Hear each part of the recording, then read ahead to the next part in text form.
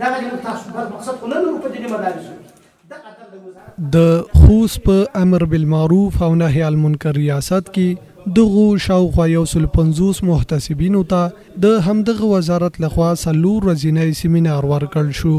تر څو ملت ته په نیکیو کې امر او له بدیو څخه د ساتنې په برخه کې د محتسبینو ظرفیت لا لوړ کړي له وزارت څخه راغلي هیئت محتسبینو ته په خپلو چارو کې د نرمي کولو هدایت وکړ او ترڅنګ له خلکو سره په نرمۍ او مینې چلند کولو ټینګار وکړ. زموږ استاد ته ملت دا زموږ ملت دی ورنو دا زموږ استاد وطن دی دا زموږ ملت دی. ای علماء کرام عرض دارین چې انتهایی حکمت نه کار واخلئ د ډېر لوی بصیرت نه کار واخلئ اخلاقو نه کار واخلئ د دې ملت مابین کې د معروفاتو اقامه په ډېرو ښایسته اخلاقو باندې وکړئ او د دې ملت ذهن سازي وکړئ او د دې ملت بچي خپل بچي وګڼو او د دوی بیبیانې خپلې میندې او خویندې وګڼو.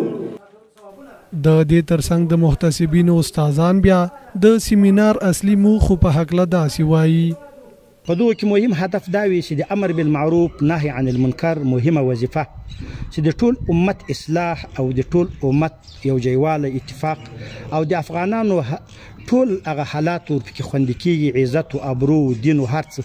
چې دغه زموږ محتسبین حضرات په آینده کې له دې ولس سره هغه تعامل وکړي هغه رقم برخورد وکړي چې هم د هغو اصلاح راسي او هم د هغو عزت او د هغو هغه حیثیت تر پښو لاندې نشي.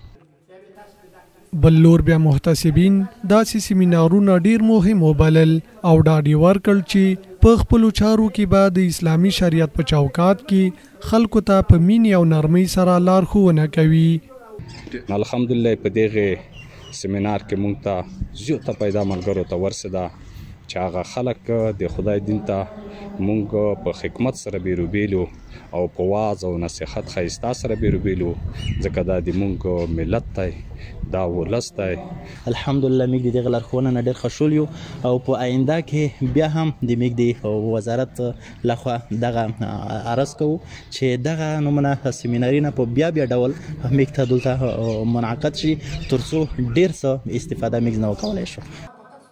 یاد دی وی چې د امر بالمعروف او نهي عن المنکر وزارت له لوري په ټولو ولایتونو کې محتسبینو ته د دا ډول سیمینارونو لړۍ پیل شوې. د یادې لړۍ په جریان کې